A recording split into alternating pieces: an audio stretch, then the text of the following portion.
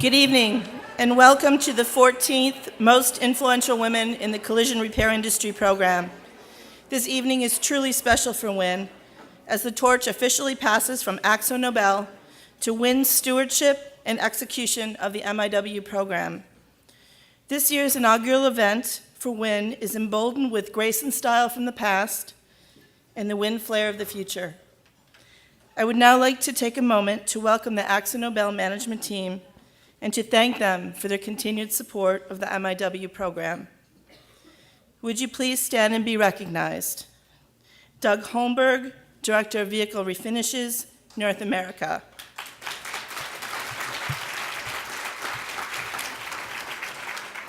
Barry Reinhardt, Commercial Services Leader, North America. Dave Smith, Regional Sales Leader, Canada.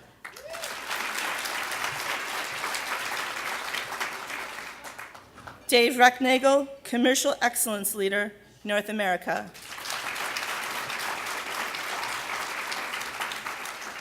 Lacey Meir, Human Resources Business Leader.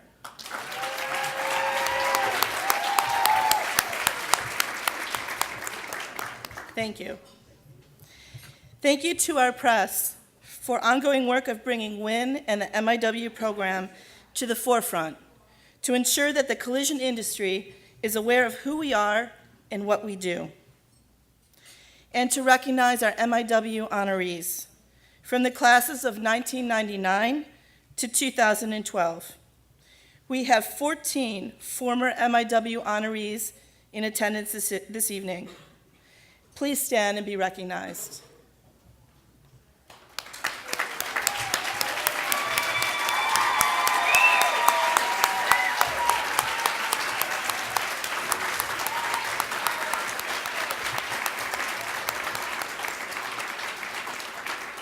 For your visibility and ongoing example of the most influential women in the collision repair industry, by your leadership, vision, and commitment to excellence, both in your professions and in your communities. Welcome, and please enjoy your dinner. We will be back at 8:45 for the start of the program. Thank you.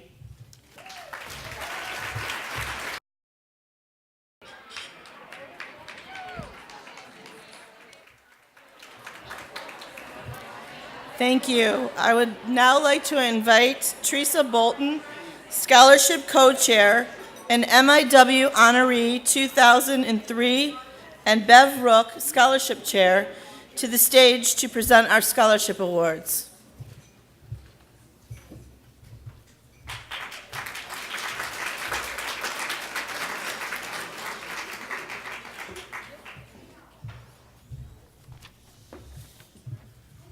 Good evening and welcome.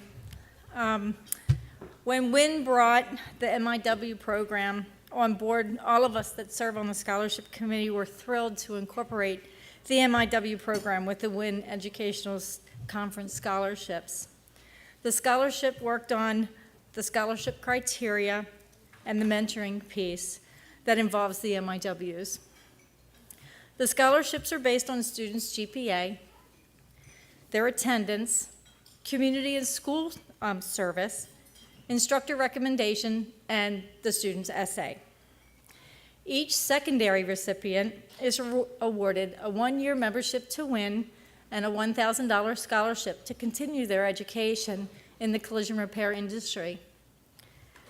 The post-secondary students, they receive a one-year membership to WIN, a $1,000 scholarship to continue their education in the collision repair industry, a trip to the WIN Educational Conference, and both the secondary and post-secondary are mentored by the MIWs. And I'm going to read the list of secondary award winners for 2014. Danielle Calero, a senior at Judson High School in Converse, Texas. This year, she's a teacher's assistant for her instructor, Mr. Martinez, and she helps with the level 1 students. She also is involved with the Angel Tree Project at her school. In the fall, she plans on attending Texas State Technical College in Waco, Texas, and her goal is to be a collision repair instructor or own her own shop.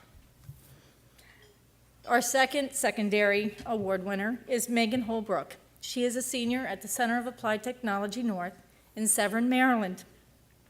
She volunteers her time at an elderly center in her area, and she also is a member at large for Skills USA at her school. Megan plans to attend Anne Arundel Community College in the fall, where she plans to open up her own complete automotive repair facility that is completely female-driven, so that she can help educate other women about automotive repair.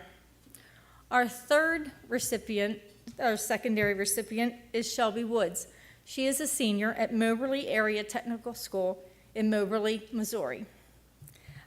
She participates actively in her church, serving on a committee to gather food and package it for the needy. And she also is a future Farmers of America trap shooter. She plans to attend Southwestern Iowa Community College, where her goal is to become an insurance adjuster.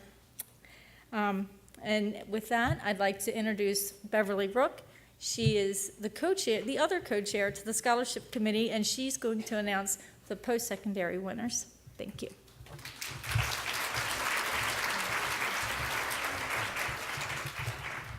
Good evening. I have the pleasure of introducing two amazing young women that have joined us at our annual conference this year. I would like to introduce Stephanie Baker. If you'd please come up and join us on stage.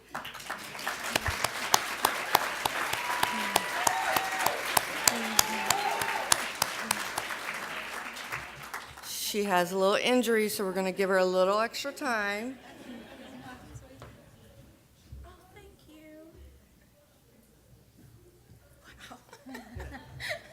All right, stand right there.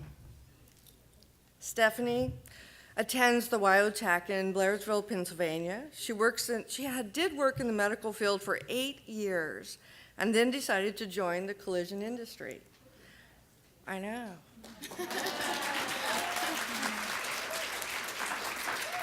So her goal is one day to open up a one-stop custom car shop completely staffed with women.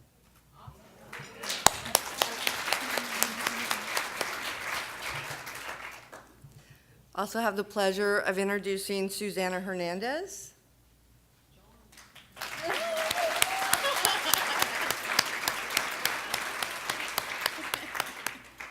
No help, you know. Susanna attends Southeast Community College in Milford, Nebraska.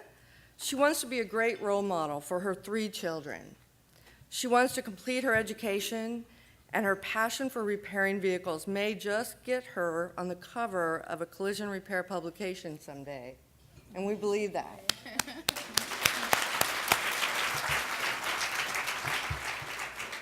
I want to ensure that if you get the opportunity to spend some time with these 2 young, amazing women, please do so before the end of our conference. We've had the opportunity to spend some time with them, and it is worth every second to spend with them. They're both amazing young women, and we want to congratulate both of you. Thank you. Thank you. I'm honored.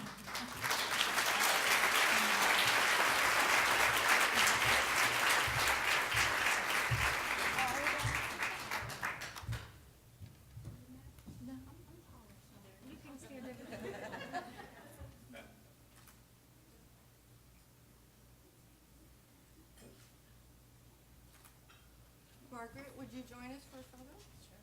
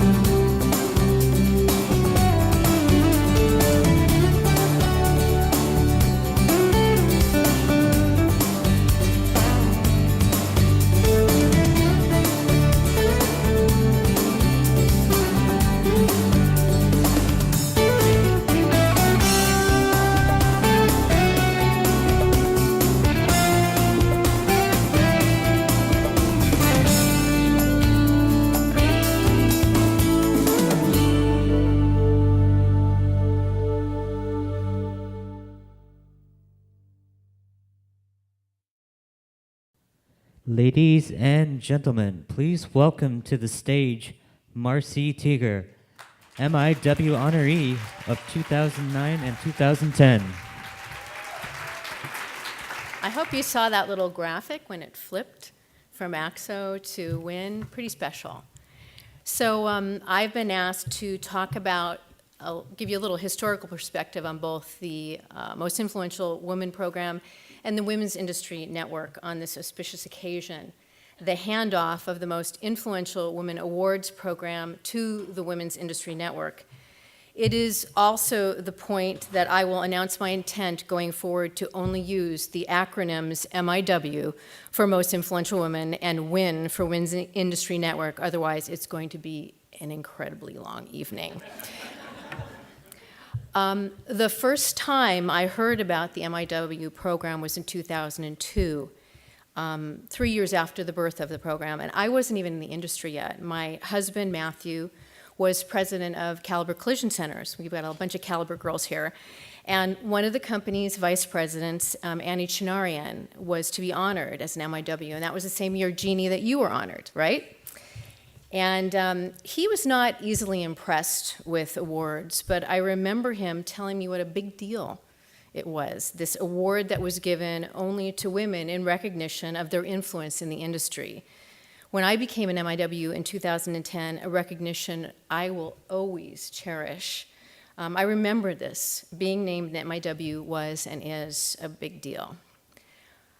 In a perfect world where gender, race, color, age, and sexual orientation are never a barrier in the workplace, there will be no need to give out awards like this that focus on the accomplishments of a subset of people, in this case, women. In spite of our many advances, it's not a perfect world, and we're not there yet. And until that time, it's incumbent on us to continue to shine a light on exceptional women in the industry through the MIW Awards. For that, we are grateful to AXO Nobel for getting it, for making it their mission for 13 years to create a forum to honor the accomplishment of remarkable women. Thank you.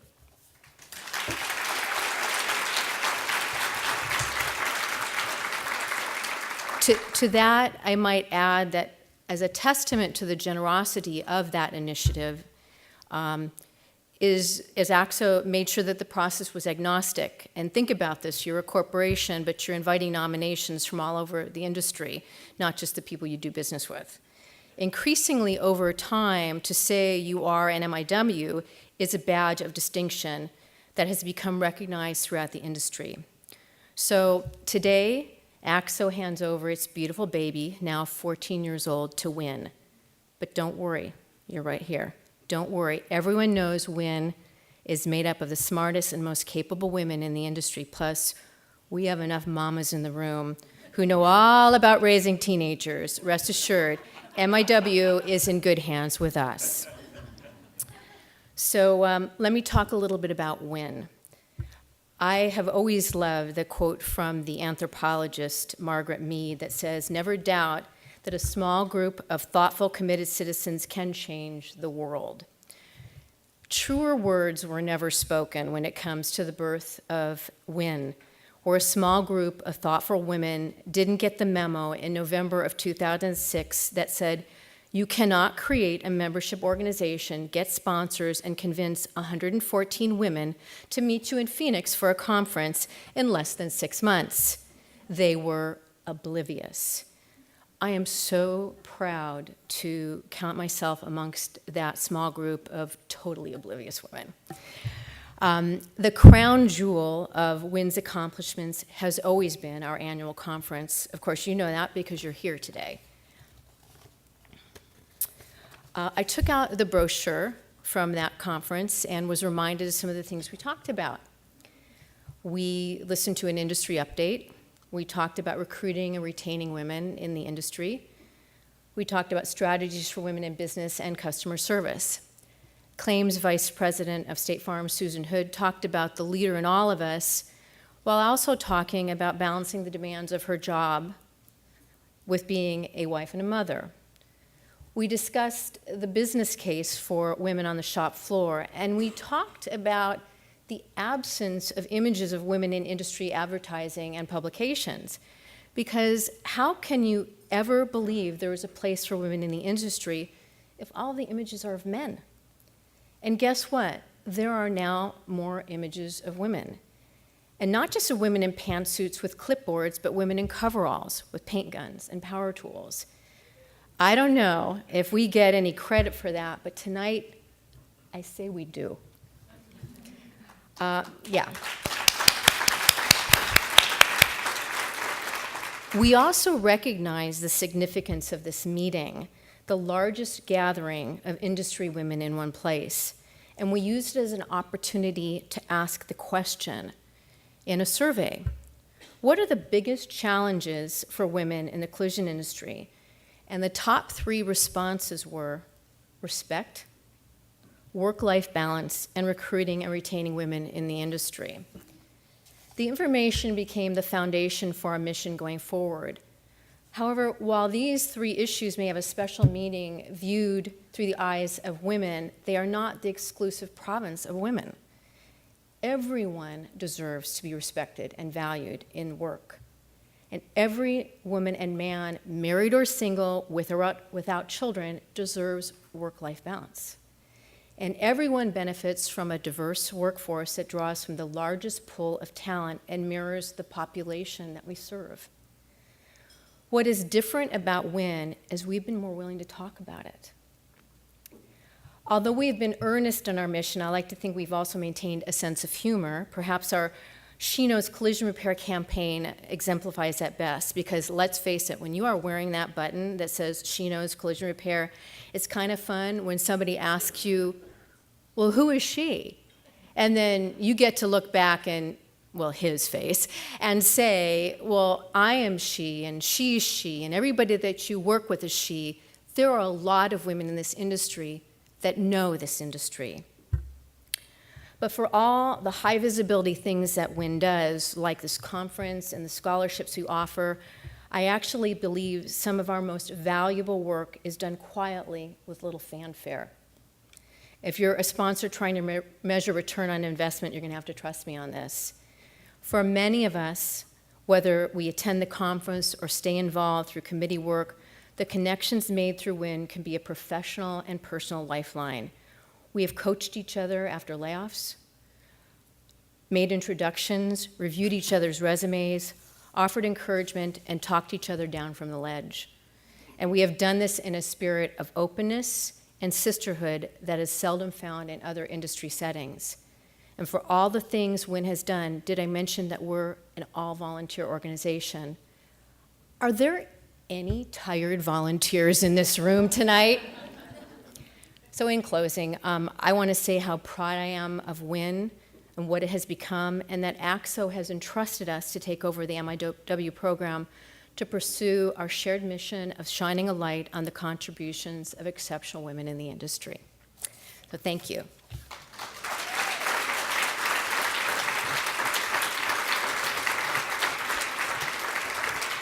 Before I introduce our next speaker, I know there's a tremendous amount of anticipation in the room. You're probably all on pins and needles, and I'm going to answer the one question that I know you're all wondering, and that is, will there be dessert? And the answer is yes. WIN never passes on an opportunity to have dessert, and that will be at the end of the program, so please hang tight. I'm told it's going to be scrumptious. And so now I'd like to introduce Doug Holmberg, North American Director of Vehicle Refinishes for AXO Automotive and Aerospace Coatings, to the stage. Doug?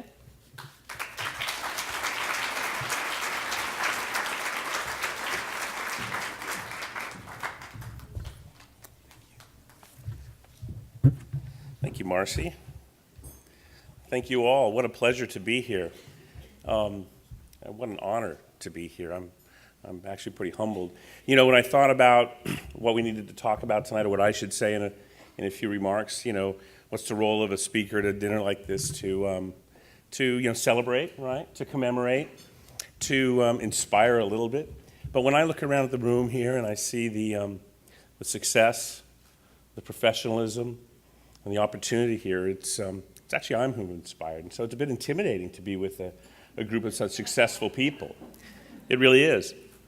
And it really is, when you think, I agree with what you said, Marcy, that in some ways it's unfortunate that we're here. We love it, right? Had a good day today here, right? Powered up, everybody? Good. But it is unfortunate that we have to spend time working on this. And I think about what all of you do, the barriers that all of us have in business and in life to succeed, and then the extra hurdles that all of you and a lot of other people, women, others, gender, race, whatever, have to face. And so it's truly, truly amazing the position you put yourselves in. So I congratulate all of you. So I'd like to applaud all of you. It also inspires me because I have a 13-year-old daughter, and when she's not being cuffed around the ears by her 13-year-old brother, she's an inspiration to me. But I think as she goes forward, I want to see her with every opportunity for success, for the professionalism that you show, and for the opportunity that you all are showing here. And so it's very, very inspiring to me to see the role that you all take in the industry. And so before I begin with a couple of prepared remarks, I'd like to also draw on a further personal reflection as I think about those questions about opportunity in particular, and to think about what we've seen in the news lately about those 13, 14, 15-year-old girls who were kidnapped and they're being sold into slavery and all of that. And it's just it's a travesty, and it's just tragic. And I've got a 13-year-old daughter, so I've been thinking about it an awful lot, and I just want to urge you all to think about and remember what an important thing you're doing to helping provide, to equalize the world, to provide opportunities for women here at home, but that goes well beyond home. So I just want to congratulate you because what you're doing really, really matters. Okay, so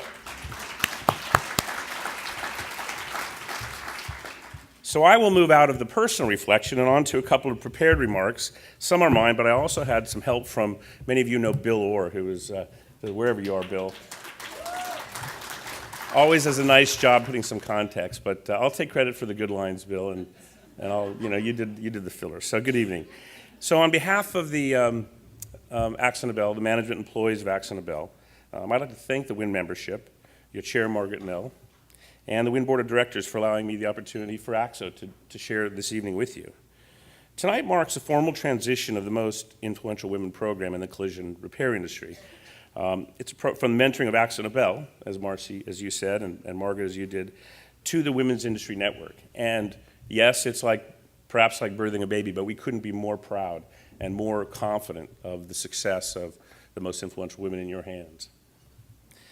The concept, its evolution, the transition from an independently sponsored initiative to an industry-owned program, and the stories that each and every one of the honorees, or those yet to be honored, all represent what I think of as defining moments. So what is a defining moment? It can be an inspiration, a challenge, an achievement, a celebration. Looking back, it was in Atlanta, Georgia in December of 1999 when the first most influential women were celebrated. As the cornerstone group, that first group, they would remain uniquely the largest. I think we had some catch-up to do, don't you think? With 10 individuals receiving custom-designed Tiffany & Company Crystal Awards. Those nominated that year came from all facets of industry, small and large businesses, independent shops, consolidators, distributors, associations, publications, front office, back in the shop. Some were relatively new, and some were icons representing years of contribution to their businesses, to the industry, and the communities where they lived. This mix was symbolic of the role that women already played in our industry, even if it wasn't always widely recognized. So the MIW initiative was started to highlight a melting pot of people, their patronages, their priorities and positions. There were and are, however, two things that all receiving the acknowledgement had in common. First was the gender, and the second was recognition as leaders. And that's why we're here again tonight. Leadership was and is a critical attribute for receiving the Most Influential Women Award. Now, as a leader in the coatings industry, this is a quality that Axon-Nobel values within our own culture. But we also recognize that while leaders have many common qualities, they also have different styles and different strengths, and they can be found at all levels in the organization. During that first program, and for each one after, these words were incorporated as the cornerstone principles of the most influential women. Leaders are innovative. Leaders take stands on issues. And leaders recognize other leaders. Well, that covers one aspect of the MIW award, but what about gender? Recall this was 1998, 1999, when Axel Nobel first announced our intentions to sponsor this initiative. And the most frequently asked question that we got was, you can guess, why women? Right? Well, my guess, hold on, don't crucify me. My guess is that many in this room tonight are silently responding, why not? Yeah? Well, you shouldn't be so silent. I agree with you, by the way. But keep in mind, this was 1999, and many still operated under the illusion, the old adage, right? It's a man's world, right? Heard that, haven't you? So this illusion was being nurtured in an industry where the main focus was on the repair of the automobile. However, that process was migrating based on changing technology from one not just of brawn, but also brains and savvy business dealings, an industry that was struggling to attract and keep skilled labor force, an industry that already had a contingent of diligent, resourceful women that had overcome numerous odds and carved out a successful niche and made themselves successful leaders. It was a time ripe for the recognition of the value of diversity. Recall the words, leaders are innovative. Leaders take stands on issues. Leaders recognize other leaders. And so began in 1999 the most influential women in the collision repair industry program.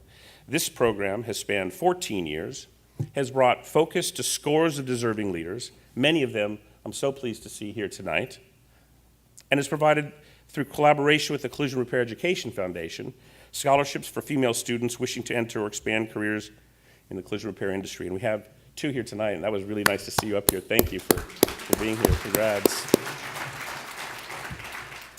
And as we attest this evening, MIW served as a forerunner to a standalone association that was founded by many that proudly wore small sterling silver lapel pin in the shape of a simple W surrounded by a halo of stars. I've seen a lot of those tonight. But that's about enough of looking back. Tonight is about looking forward. However, before we completely leave the past, I'd like to share a story with you I heard recently about an organization that has some very interesting parallels to WIN. This particular group began about the same time in 1997, just 1 year prior to the inception of MIW, 2 years prior to the induction of the original 10 MIW honorees, and 9 years before WIN was established. So needless to say, this group were also pioneers. Let me share with you, please, excerpts from this group's vision statements to see if we can get some heads nodding out there, some agreement, I think. So the vision statement reads, we believe that women are awesome.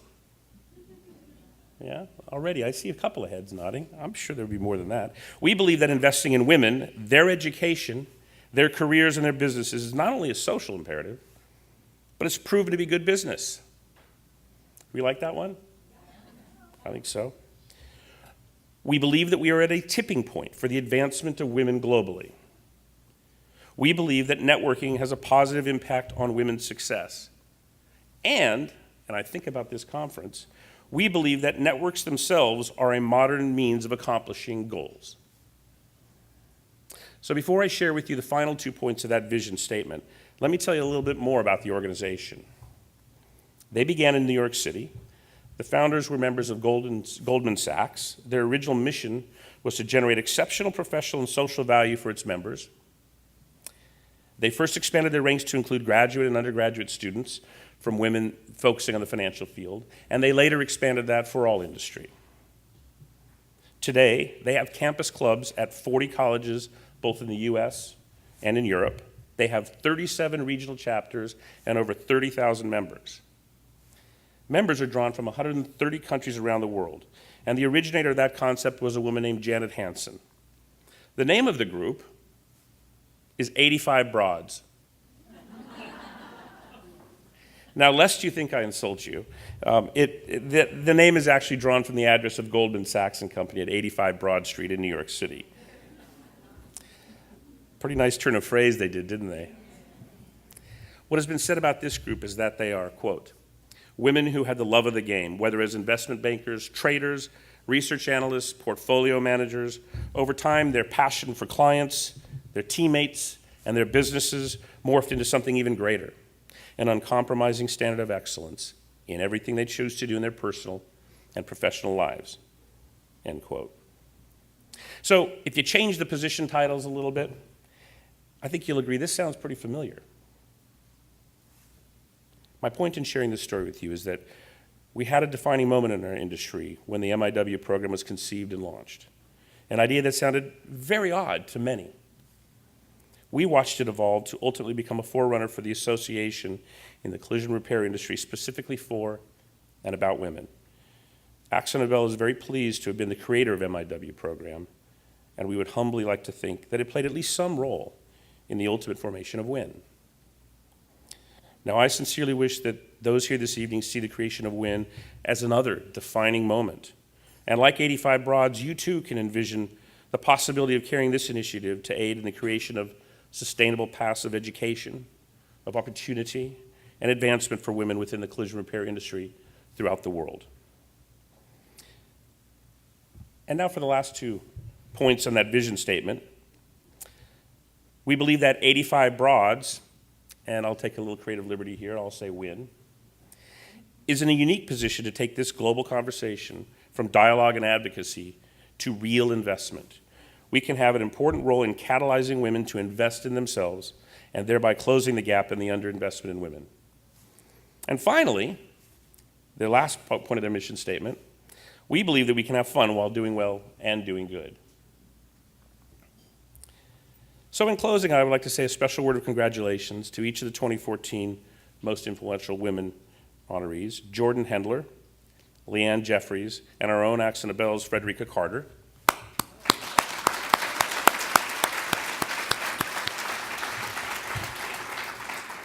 Each have their own unique styles and strengths that represent the epitome of what drove the creation of the MIW Award, leadership. So to each member of WIN, as you continue to do good through your leadership, I wish you much fun in doing so. Thank you for your time and for allowing AkzoNobel to be a part of this special evening. Thank you.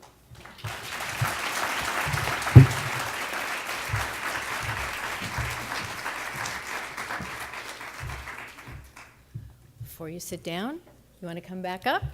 And we'd like to welcome Margaret Nell, WIN's chair, for the official passing of the baton.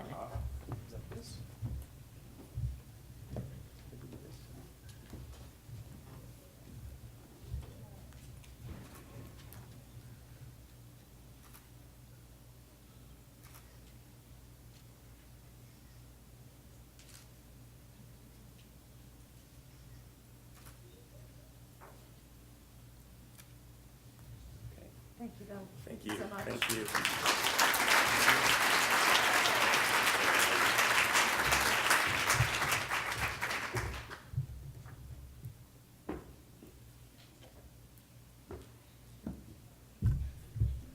And now I have the pleasure of inviting to the stage Stacy Bartnick.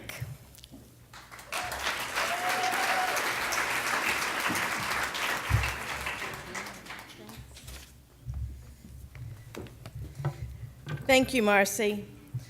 I'm happy and very honored to be speaking tonight at this great event. And it is an awesome event. And I know many of you have not been to this before, and it is just one of the highlights of the year to come to this event.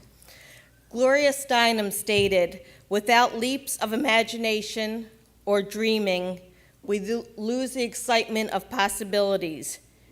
Dreaming, after all, is a form of planning. So I encourage all of you to keep dreaming." I was honored in 2004 to be named one of the most influential women. It was one of the highlights of my career and something that I hold very dear. As I look out in the audience and our industry as a whole, it amazes me how far we, women, have come since I started in this industry over 35 years ago. That means I was 4 years old when I started. I wanted to make sure everybody was clear on that. And we're important, not just to our industry, but to the business world. So how many of you were in the room today when Dr. Verna spoke today? So she talked about our package. So this is it. For those of you that know me, I'm not quite sure if what you see is really the real package of me.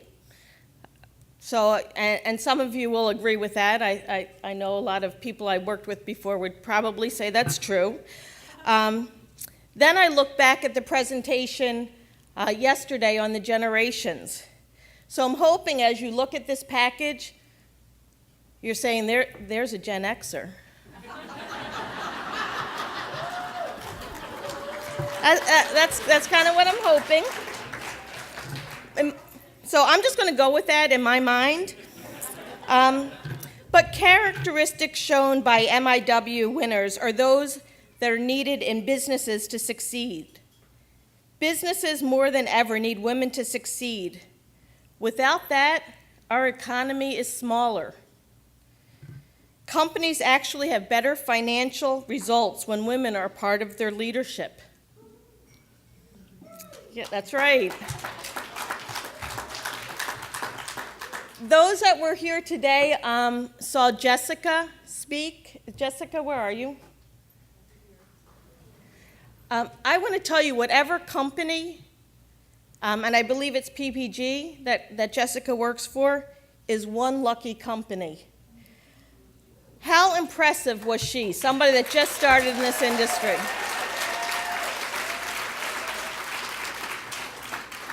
I wish at her age I was as confident as she was up here today, and very impressive. She is a future leader of our industry, and that's a great thing. Women went from holding 37% of jobs in the U.S. to nearly 48% between 1970 and 2009, the equivalent of 38 million more women. Without that, the U.S. economy would be 25% smaller than it is today. Think about that. 25% smaller, and that's because of us, that we are not there, that we have rose above that. Give yourselves a hand.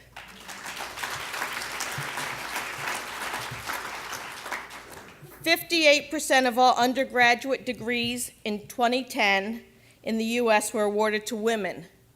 However, only 50% of the college-educated workers were women." Catalyst, a nonprofit organization focusing on expanding the opportunities for women in business, found a 26% difference in return on investment capital between top quartile companies, that's those companies with 19 to 44% women on their board, and the bottom quartile. Those are companies with no women on their board. There is a need to engage women.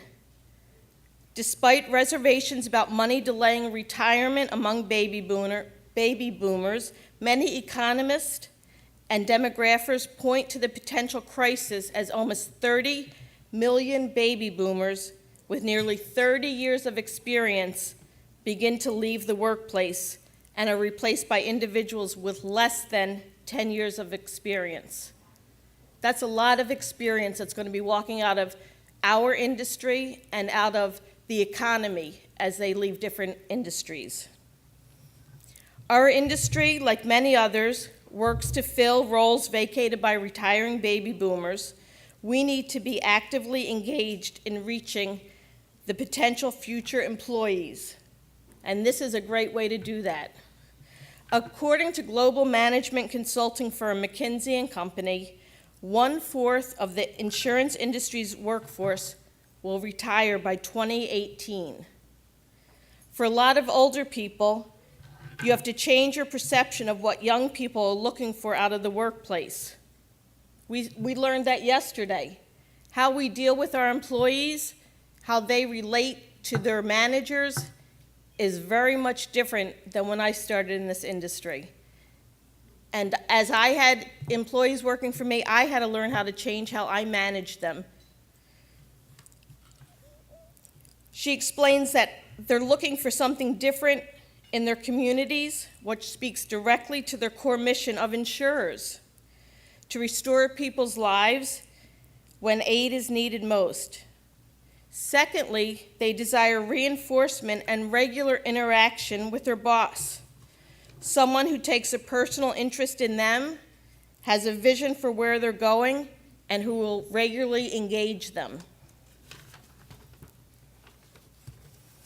Within the collision repair industry, finding qualified technicians to take the place of many technicians preparing to retire is also a challenge, and I'm sure a challenge that many of you have had to deal with. Recent collaboration between groups such as WIN and the Collision Repair Education Foundation were designed to help young women understand the extent of potential that a career in the collision repair industry holds. When we say collision repair industry, many people only think of technicians. But if you look at all of us in the room, there are so many opportunities for careers in this industry. It's amazing the opportunity that we need to make sure that the young women understand and know we're out there for them. Today's customer base is largely women. Customers want to be engaged with the companies they do business with. Pew Research Center study released in 2013 found working mothers are now the primary breadwinners in 40% of the households with children, and that's up from just 11% in 1960. They also showed that more women than men hold bachelor's degree and make up nearly half, 47% of the American workforce. Studies released in 2012 by Michael Civic from the University of Michigan Transportation Research Institute of gender trends in driver's license between 1995 and 2010 found more women than men now have driver's license. He also states the changing gender demographics will have major implication on the extent and nature of vehicle demand, energy consumption, and road safety. According to the research from womendrivers.com, women represent about roughly 2/3 of the service repair customers. And according to the Automotive Aftermarket Industry Association, 9 out of 10 women participate in their household decision-making process when it comes to their vehicle maintenance and repair. We have to continue to be our own advocates, we as women. We have to be our own advocates, and we have to support each other. We have to learn in the workplace to continue to promote ourselves and not settle. I know this isn't easy for some people. However, we should not have to choose between happiness and success. We can have it all. We have to set our minds to achieving that. Trust me, I know that that's not easy, as it's something I'm doing myself. After 8 years with the company, I found myself on the job market.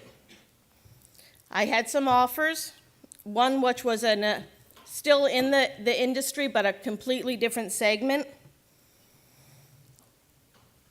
You know, after interviews, an offer, negotiations for increased salary, and I was happy to learn I did it right, I accepted the offer. Now fast forward almost a year, feeling frustrated and like I would not be successful at that organization due to their structure, I made a decision, and that was to leave because I wanted to do something that I was successful at and had the opportunity to be successful and happy. I felt that it wasn't a good decision for me for my career in the long term. I just wanted to be with a company and people that shared my vision. When I discussed this decision with my husband, he made a comment to me that really made me feel good. My husband's also in the collision industry, and he said to me, "I'm very proud of you. I would not have had the you-know-what to take on that role." It really warmed my heart to know that somebody who's very much in the industry, and I've learned a lot from, respected the fact that I was willing to take on a different role. Before I end tonight, I just want to share a story with you. Just how different things are today than they were when I got into the industry. I started out as an estimator for what is now a very, very large MSO. They were direct repair for one of the 3 top major insurers, and I was the estimator that wrote the estimates for one of these insurers. So the re-inspector came in one day, went up to the owner, and said to him, do you want to go over this estimate with me, or should I go over it with the girl? I will never forget that moment.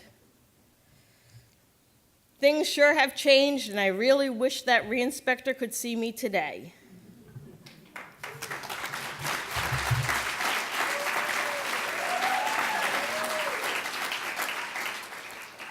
As the author Alice Walker states, the most common way people give up their power is by thinking they don't have power. Remember, you have the power to do anything you want. And just remember, if you do the right things will happen. Thank you for the opportunity to speak tonight, and congratulations to the 2014 honorees. Thank you.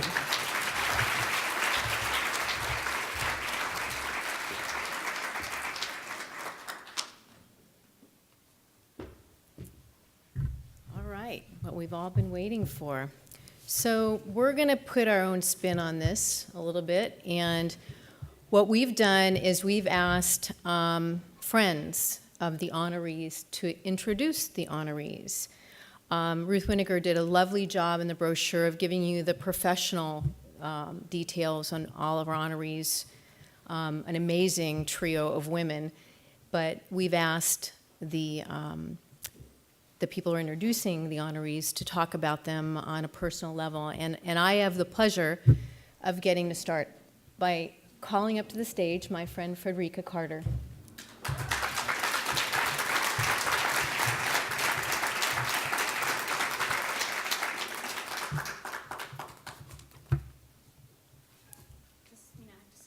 Yeah, you do. Yeah. All right. And also you can see if I misread anything. Come and stand next to me. Okay. All right. So has anyone ever seen the 1989 movie Steel Magnolias? Okay. Well, I haven't. The actual thought of watching that movie that revolves around a beauty parlor with an ensemble cast of people who are not from the South trying to sound like they're from the South makes me want to scream. However, the movie did introduce the world to the term Steel Magnolia, and according to the ever-trusty online source, Urban Dictionary, a steel magnolia is a Southern woman who is strong and independent, yet very feminine. Can you say, Frederica Carter?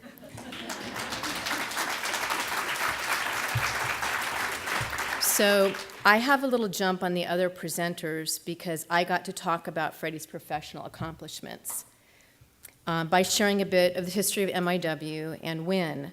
But what I didn't say is that a common denominator in both of these programs, someone who helped nurture the heart and soul of each of them, was Frederica Carter.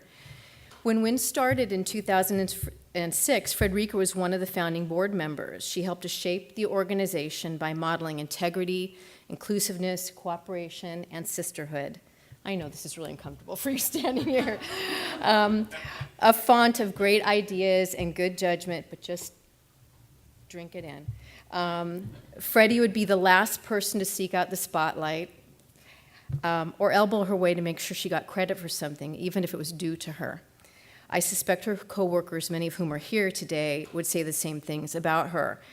AXO's North American Commercial Services leader, Barry Reinhardt, said, "One of the things I noticed in meeting Frederica was her friendly and professional nature, her dedication and ability to orchestrate the details of any project or process with a friendly smile, kind word, and tons of Southern charm make her an exceptional individual. No matter what's been thrown at her, she's always delivered above and beyond expectations."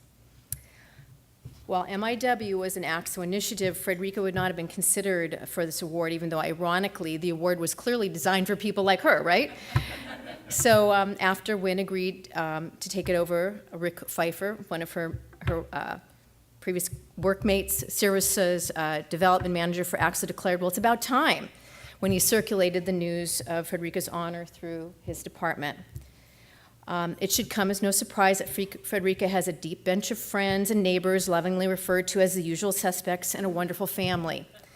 She has a wife and best friend, Larry, who is here, her husband of 44 years, who seems to know just when to lovingly poke at Freddie, or Fred as he calls her, as if to say, "Take a load off, don't be so hard on yourself." You see, those same high standards and wanting to make sure everything is just right is who Frederica is in her professional life and her personal life.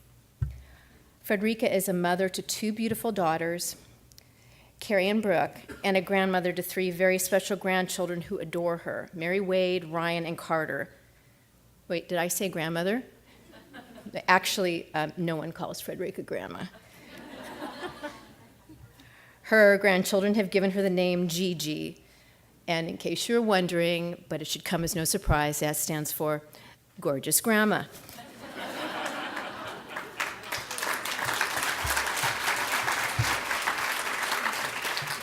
More than an observer, I have the honor of calling Frederica my friend. Although I'm sure we'd all agree that Frederica is an elegant and poised woman, that girl loves to laugh, and really, really loud. And I'm absolutely certain that had we been friends in elementary school, I'd have a story about her shooting milk through her nose from laughing so hard. Of course, now that Freddie's drink of choice is vodka tonic, and she likes really expensive vodka, that's less likely to occur. As a friend, she has been there for me when I needed her most. Knowing I would never ask, she asked me if she could come from her home in Atlanta to be with me in California soon after my husband died. She sat quietly with me, she cried with me, and she knew it was okay to laugh when I told her funny stories about Matthew. That visit meant more to me than you will ever know. Over the years, I have come to cherish my friendship with Frederica, her generous heart, her intelligence and creativity, her marvelous sense of humor, and on occasion, her willingness to have a second vodka tonic with me. And maybe a third. Wait, she's already retired from AXO, right? Yes, okay, a third. So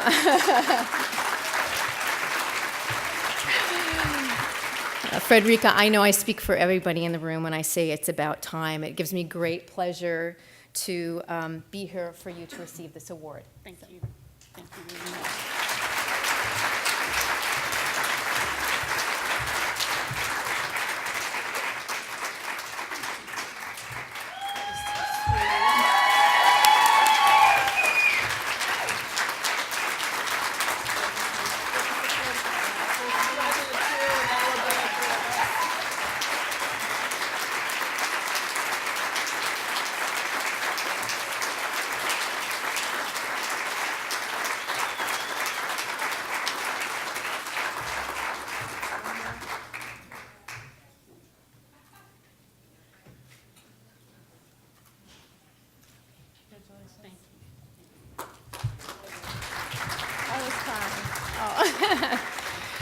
And now I have the honor of introducing another person that I call friend, Jeannie Silver, to announce the next honoree.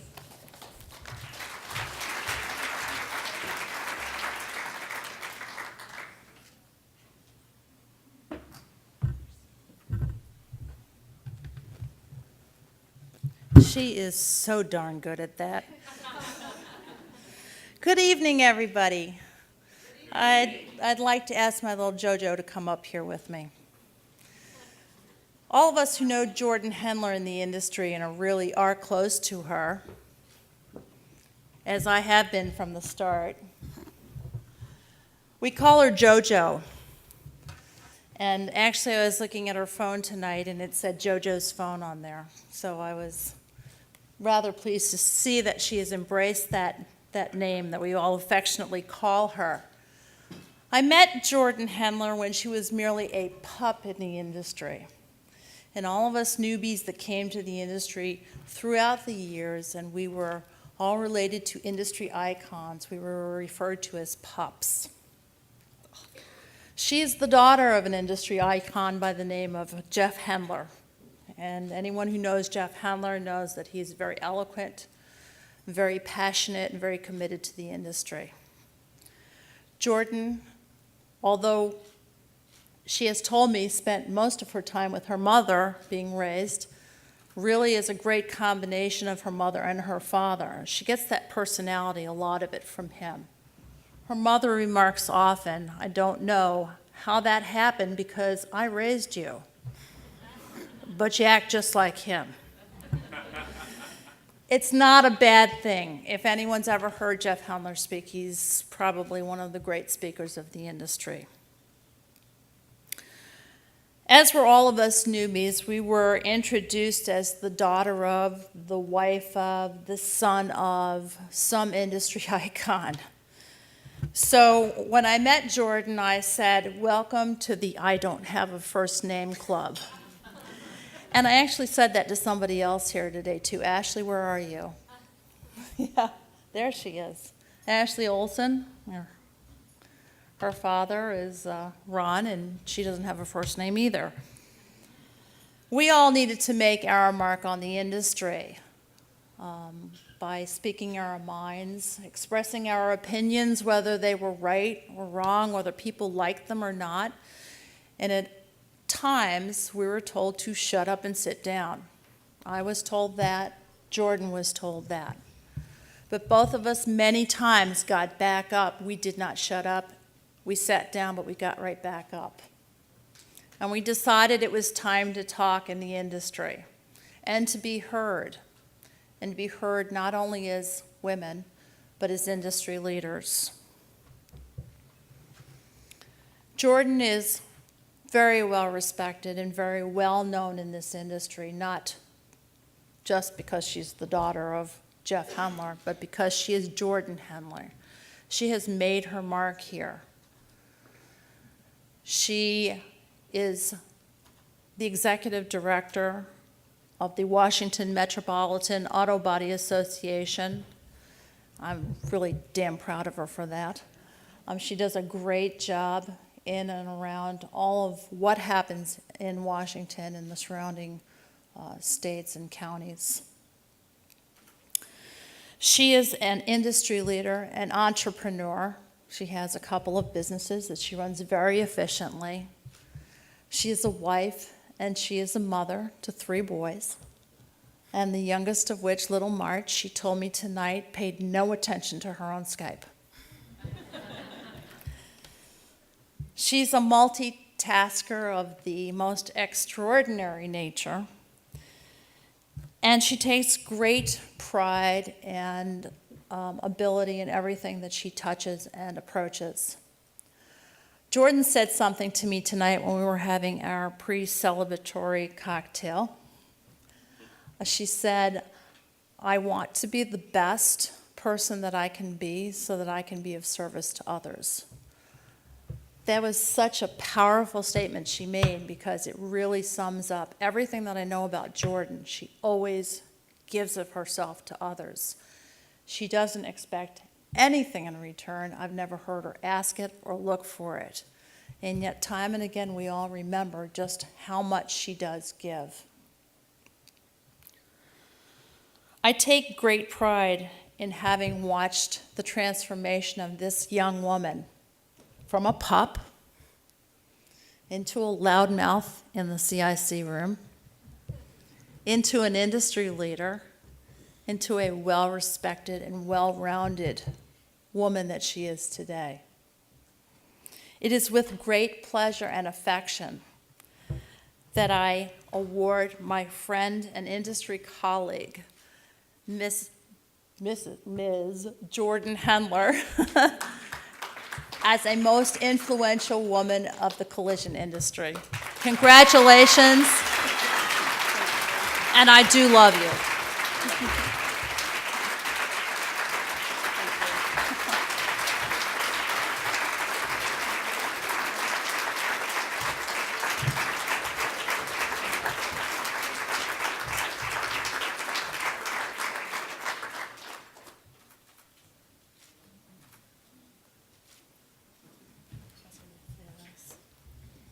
Would it be okay if I said something? Yes. Would that be okay?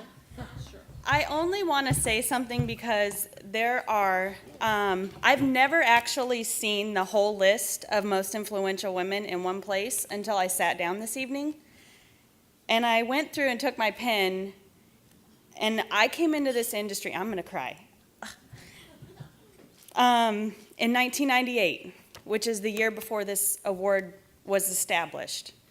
And I find it highly ironic that my pen could circle a name in every year of somebody who has made such an impact on my life, and how full circle that really is.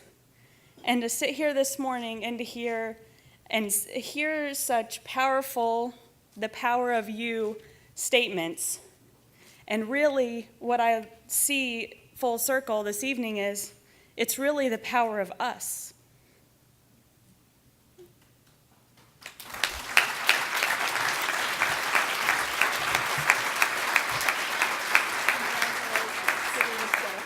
So I would say thank you to all the most influential women who definitely influenced me, or I would never be here today, ever, to talk to you. Thank you.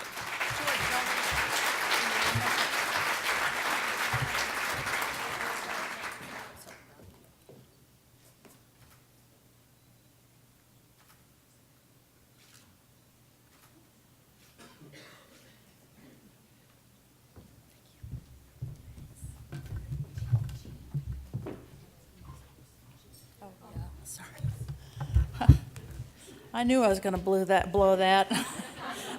I just knew it. No paper, ladies. It is my pleasure now to introduce Cheryl Cotton Schmidt to present the award for the next award winner.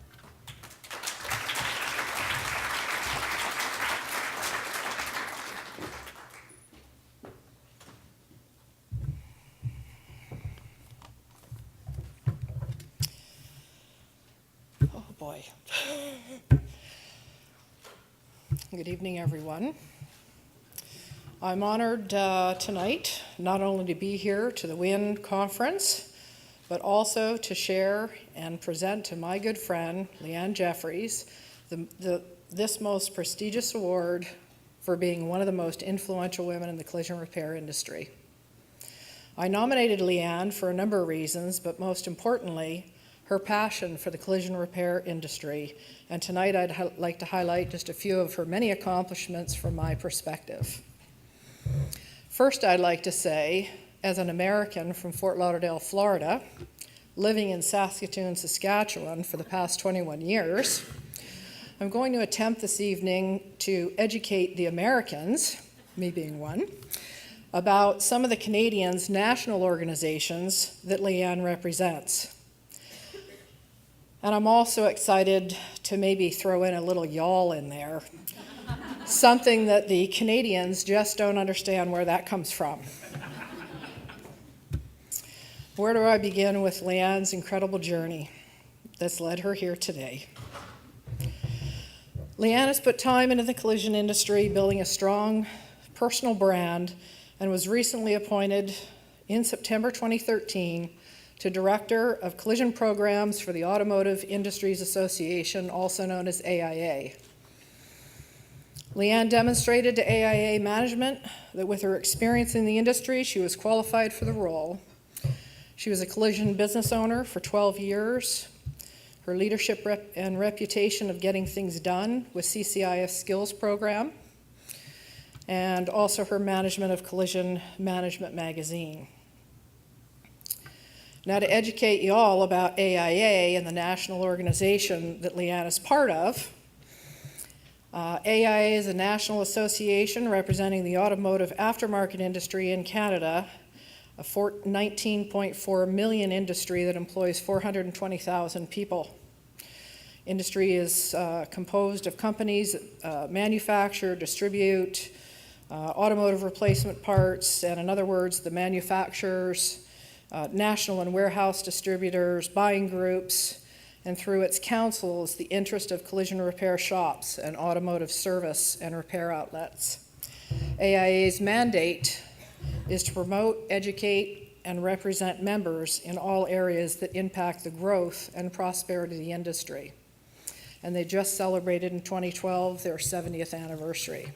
So it's a pretty large organization. Over the past year, the timing was right. The decision was made for AIA to engage, or basically absorb, CCIF, which I'll explain, and become the operating entity going forward. AIA needed somebody to take the leadership role in the organization, and in other words, Leanne was in the right place at the right time with the right skill set.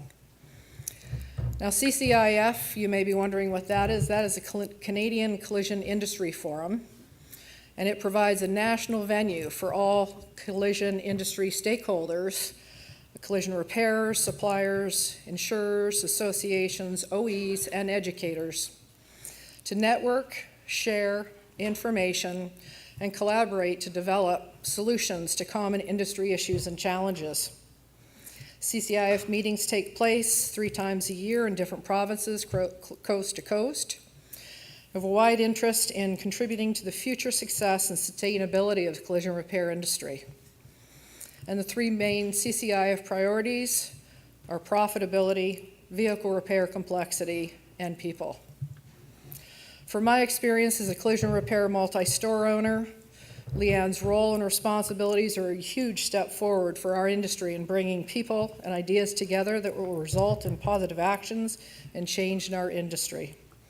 We needed someone like Leanne and AIA to pull our industry together like it's never been done before. In January, Leanne held her first meeting in Toronto, Ontario, which my husband and I attended to lend our support. The environment was created filled with air. The environment that was created filled the air with excitement about a new direction under Leanne's leadership. We were proud CCIF is being run by one of our own. It's a pretty large national organization also. This meeting in Toronto, the attendance was a record of attendance of 377 people, with more OEs and insurers than ever before. While managing Collision Management Magazine for 4 years, Leanne built strong relationships with the Collision Council of the Global Automakers of Canada, which is the association representing 17 OEs. The upcoming May 24th meeting in Vancouver, British Columbia, will not only see another attendance record broken, which we've just found out, but we'll also have 4 OEs speaking about correct repairs and advanced materials. And I can't remember when CCIF had such powerful agendas for all industry stakeholders and to the degree and participation levels of the insurers and OEs that have significantly changed. Wow. Now, my favorite area of Leanne's impressive career, and another title she holds, is Director of CCIF Skills Canada. Her path to CCIF skills started when she owned a collision repair center. She would go out to the grade 8 classes in high schools to educate kids about all the opportunities available in the industry. And I wondered how she found time running a shop and being a mother of 2 young girls to do that, but her passion was there. Around that time also, she was the first woman featured and on the cover of a national Canadian magazine called Collision Repair. This was their kickoff feature, showcasing women in the industry. As a matter of fact, I see Leanne featured in many magazines, and my husband, the Friday before I left, he said, "Oh, by the way, take this." Leanne may not have seen it. She was in another magazine. Wow, Leanne, you consistently amaze me how you're always leading the way in our industry for women.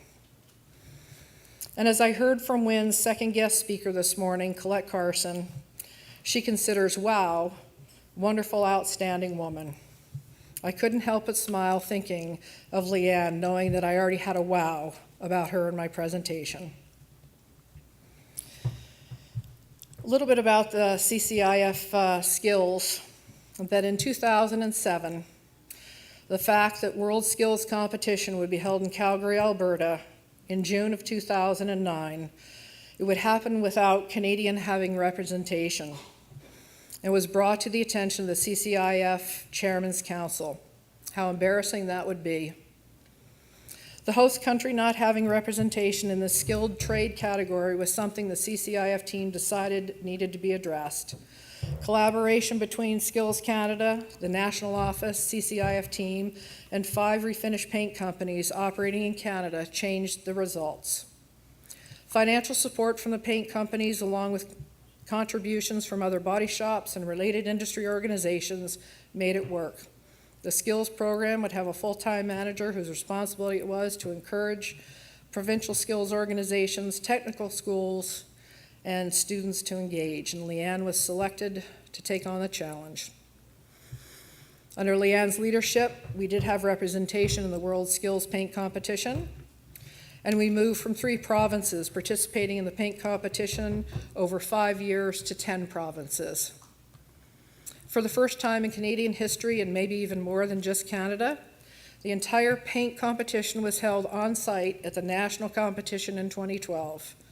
The drive by Leanne to seek out the technology that would allow painting to happen at this main event versus an off-site location body shop was a game-changing event.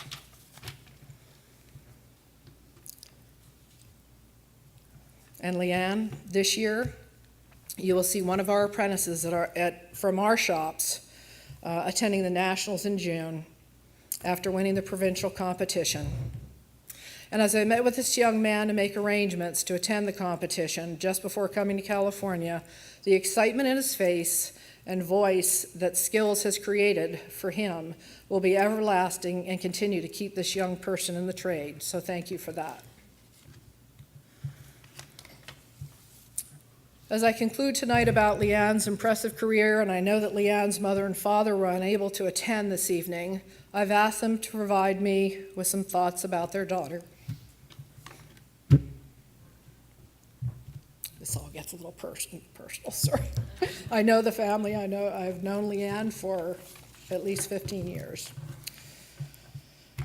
And this is from Larry and Janice Jeffries. Leanne's journey over the last 18 years in the collision industry is not what we expected. After graduation from university, Leanne found a great position in a local manufacturing firm with responsibilities that matched her skill set. Seemed right to us. What we didn't expect to hear after 2 years was that she wanted out of the corporate environment. She said that the urge to be an entrepreneur was getting too strong to ignore. Long story short, within a year, she was the owner of a collision repair business.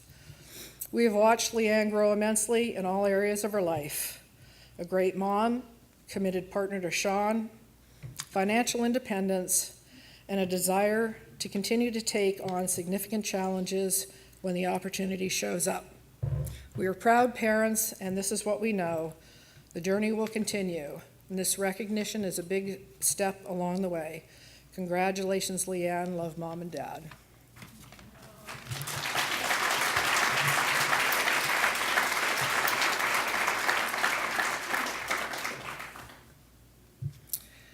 So Leanne, at this time, I'd like you to join me on stage to receive your award and for being one of the most influential women in the collision repair industry. And I can't wait to see what you do next.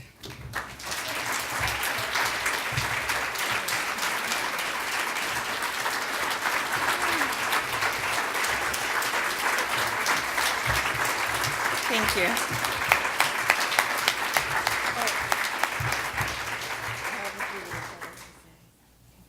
And I have a few words that I'd like to say.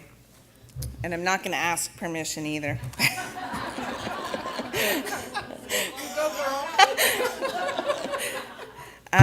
I'll only be 2 or 3 minutes.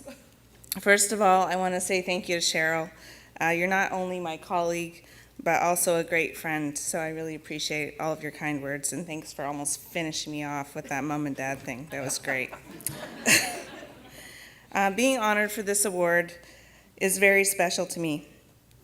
There are so many amazing women in our industry, and it's a real compliment to be in the company of two extraordinary ladies. So thank you to congratulations to Jordan and to Frederica. I'd also just like to quickly acknowledge Axel Nobel for having the vision to create this award, I guess about 14 years ago. It's great to have you here, Dave, our Canadian representation. And it's very exciting to be selected for this award in the first year as WIN takes the reins of this program. I've been a member of WIN for a couple of years, and I'm a volunteer for the first time this year on the Communications Committee. So I just want to say that WIN is a great organization, and I'm really proud to be a part of it. I'd also like to just take a few moments to share a few thoughts and acknowledge a couple of people. Being successful in business takes a lot of hard work. All of us in this room know that when you add being a woman with a family, that challenge just grows a little bit harder. There's an old saying that behind every successful man is a great woman. Well, in my case, that phrase goes both ways equally. I'm very lucky to have the love of my life here, Sean. I'd just like to say thank you for supporting me and my career, for handling everything at home perfectly, in addition to your own very challenging career as an engineer, while I'm off traveling the continent and making my own dreams come true. Also, thank you for being my 1-800-HELP, my technology is not working today line, 24/7. Sean's my own personal technology expert, and I couldn't imagine working without his support. The second thing I want to touch on is mentors. One of the things that I was most excited about when I heard about this award is that I'm going to have an opportunity to mentor a young lady who I met earlier today, Susanna Hernandez, and I'm really looking forward to that. And that's because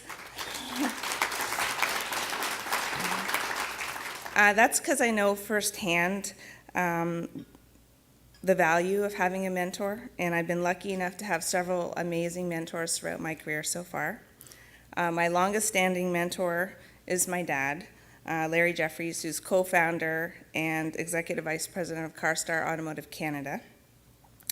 He's been a great example for me of the success that you create when you work hard, when you are honest, you put people first, and you do things for you do the right things for the right reasons.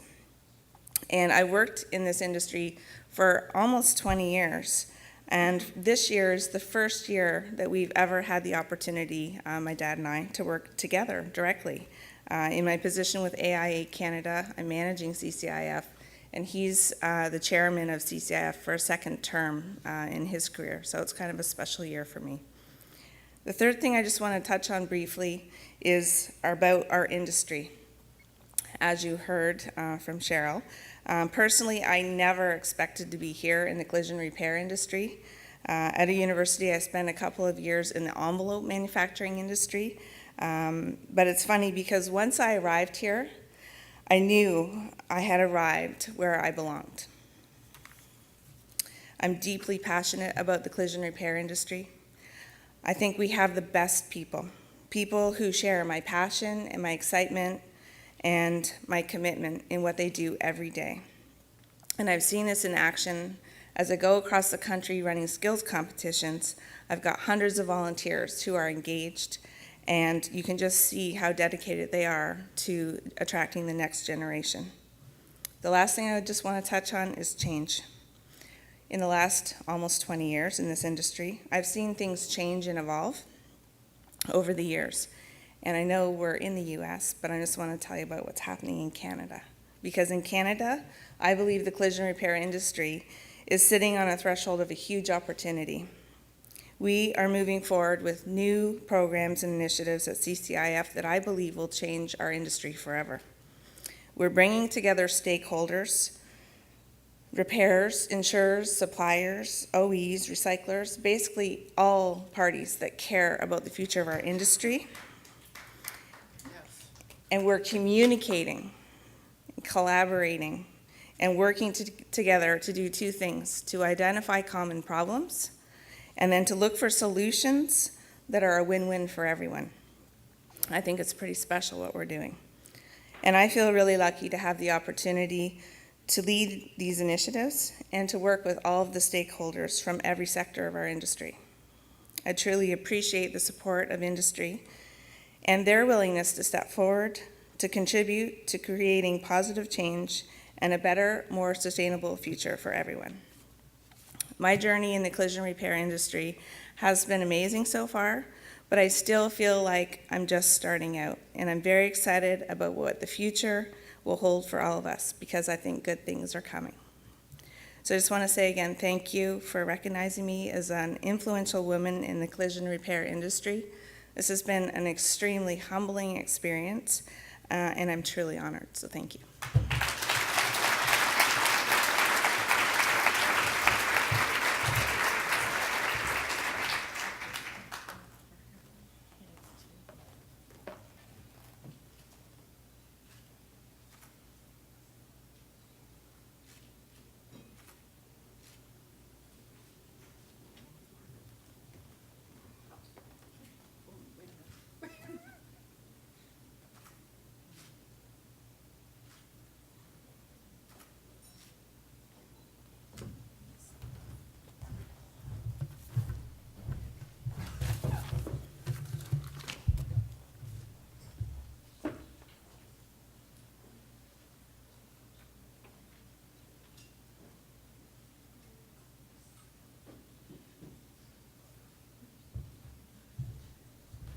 And now for some closing comments.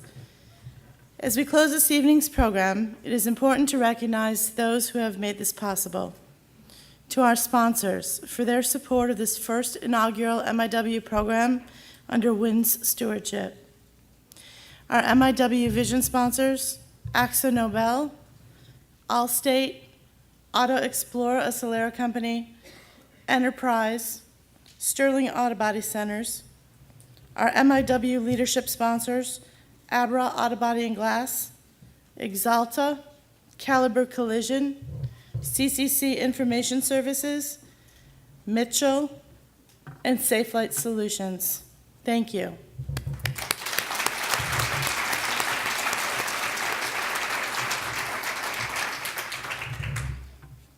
To AXA Nobel, for your vision in the creation and execution of this program for the past 13 years.